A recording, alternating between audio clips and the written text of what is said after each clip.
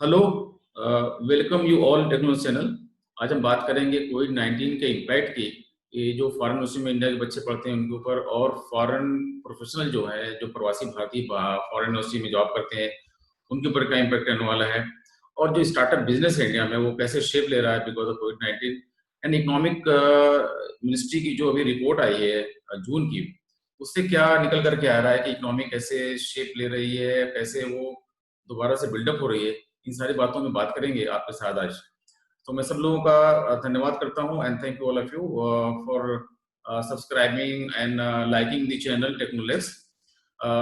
मैं रिक्वेस्ट करूंगा सारे लोगों से कि इसको ज़्यादा शेयर करें लोगों में, अपने जानने वालों में, दोस्तों में, ताकि लोगों को सही टाइम पे उनको अपडेट्स मिल सके।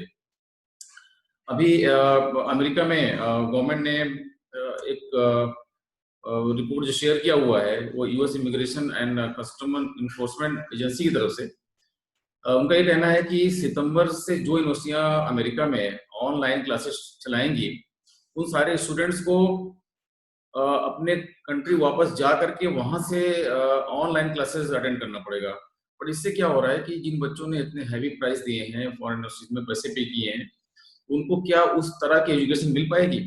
क्योंकि जो बेनिफिट होता है एक बड़ी यूनिवर्सिटी में जाके पढ़ने का, वो ये होता है कि आपको एक पीयर लर्निंग मिलती है, और आप उनकी जो लाइब्रेरी होती है काफ़ी अच्छी होती है। लाइब्रेरी में बैठ करके आप बहुत ही हाई क्लास के जो मटेरियल आप एक्सेस कर सकते हैं।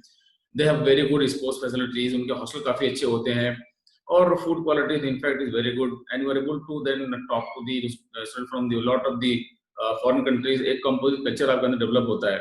इन सारी चीज़ों से बच्चे महरूम रह जाएंगे, तो क्या अ, उनको रियल में रिटर्न मिलेगा जिसके लिए उन्होंने प्लान किया था, इंडिया छोड़ करके अमेरिका पढ़ने के लिए गए थे? क्योंकि जो रिपोर्ट है उसमें गवर्नमेंट ने ऐसा कुछ नहीं बताया है कि क्या यूनिवर्सिटियां कितने पैसे कट करेंगी, फीस कितनी डायलूट करेंगी, क्या हॉस्टल के पैसे पूरे देने पड़ेंगे, या उसमें से बच्चों को डिस्काउंट वगैरह मिलेगा, क्योंकि काफी लोगों ने लोन भी लिया हुआ है और उनको लोन के पैसे देने पड़ेंगे बैंक को।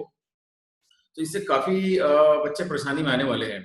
क्योंकि लास्ट ईयर जो वीजा इशू हुआ था गवर्नमेंट की तरफ से, अमेरिकन गवर्नमेंट की तरफ से, उसमें F1 वीजा था 3,88,839, और M1 वीजा था 9,518। M1 वीजा होता है फॉर वोकेशनल कोर्सेज, और F1 वीजा होता है मोस्टली बच्चे स्टूडेंट को इशू किया जाता है।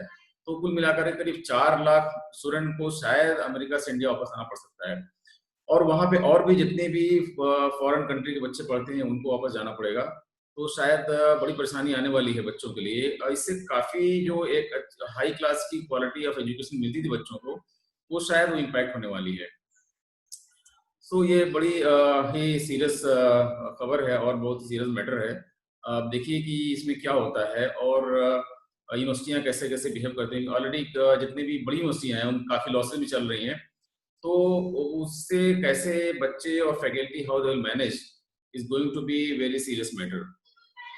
कुवैत गवर्नमेंट ने जो पार्लियामेंट्री कमेटी है उन्होंने ड्राफ्ट बिल बनाया है, उसके हिसाब से कुवैत में सिर्फ 15% फॉरेनर्स ही रह सकते हैं। जहां आज की डेट में जो 13 लाख कुवैती हैं, वहां पे कुल आबादी कुवैत की 43 लाख है, जहां पे इसमें ये लग रहा है कि 30 लाख लोग तो बाहर के रहते हैं। उस 30 लाख में करीब 10,45,000 इंडिया के लोग रहते हैं, और जो करंट अभी रेट बताया है कुवैत गवर्नमेंट ने, उसके लिहाज से कम शायद 8 लाख जो लोग हैं एनआरआई जो इंडिया के वहां पे जॉब करते हैं, वो शायद उनको देश वापस आना पड़ सकता है। उससे बहुत ही बुरा असर पड़ेगा जब लोग वापस आएंगे इंडिया में। तो क्योंकि यहाँ में यू नो कि इंडिया में क्या हो रहा है, मोस्ट ऑफ द कंपनीज, काफी यूनिवर्सिटियों ने जो है ले ऑफ कर दिया है, सैलरी कट किया है। तो उससे अभी खुद ही यहाँ पे जो हायरिंग नहीं हो रही है, और यूनिवर्सिटियां और बहुत सी कंपनीज जो हायरिंग होनी थी उसको अभी उन्होंने डिफर कर दिया है, और सैलरी भी कट कर रहे हैं। तो जो बाहर से लोग वापस आएंगे उनके लिए कितनी कितनी जॉब ऑफर मिलेंगे और क्या हालात बनेंगे, उससे जो अनएम्प्लॉयमेंट है वो और बढ़ने वाला है। तो हालात शायद और खराब होने वाले हैं। और अभी इकोनॉमी कैसे रिवाइव होगी, ये भी बहुत बड़ा क्वेश्चन है इंडिया का। क्योंकि जो फिक्की की और इंडियन एंजल सर्वे की जो रिपोर्ट आई है, उसके हिसाब से 70% स्टार्टअप जो बहुत सीरियसली इम्पैक्ट हुए हैं इन निगेटिव एस्पेक्ट, और इनफैक्ट जो 12% स्टार्टअप हैं वो तो ऑलरेडी बंद हो चुके हैं।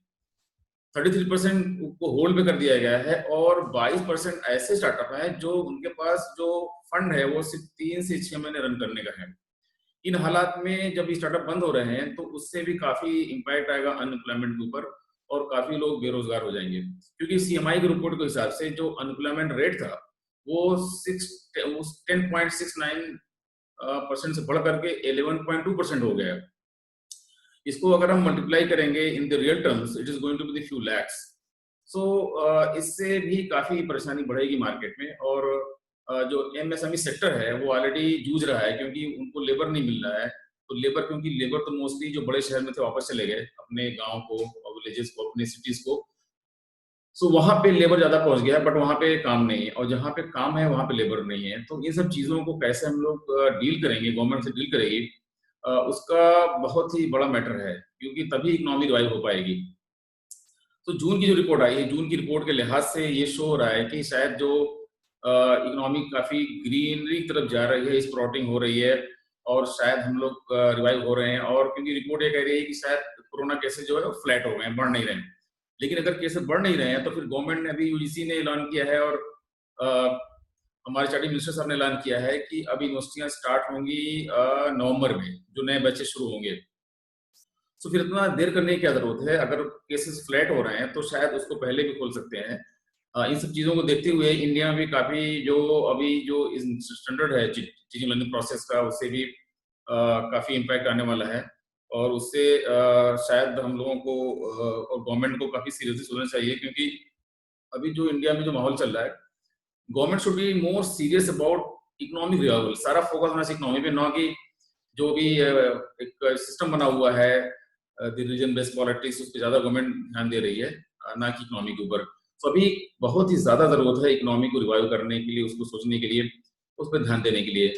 मेरे ख्याल से जो हम लोग कह रहे हैं कि फ्लैट हो गए केसेस और स्पॉटिंग हो रही है, क्योंकि ये निकाला जा रहा डेटा, क्योंकि इस बार इलेक्ट्रिक बिल पेमेंट जो हुआ है, full consumption, e way bill, GST payment और टैक्स कलेक्शन ज्यादा हुआ है than the other month in the month of June. उससे लग रहा है कि इकोनॉमी से रिवाइव हो रही है। बट लेकिन जो लोग बाहर से वापस आ रहे हैं और जो लोग ले ऑफ किए जा रहे हैं, क्योंकि बाइंग पावर लोगों का कम हो गया है तो इसलिए परचेजिंग भी नहीं हो पा रही है, तो इकोनॉमी कैसे ग्रो करेगी, ये बहुत ही चैलेंजिंग अभी इशू आ गया है।